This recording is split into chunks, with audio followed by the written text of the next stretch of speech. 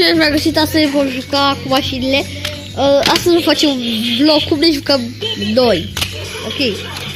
Vedeți pe bumper mi acolo, e foarte mare, vă spun eu. Avem un tir aici, acolo. Aici un pistol care l-a stricat ieri. Avem și piese pe la el. Nu știu cum să repar acum, serios. Ok, deci cam atât a fost episodul. Da, și mașina, așa. Care, vedeți voi, are un buton care face ceva și uitați.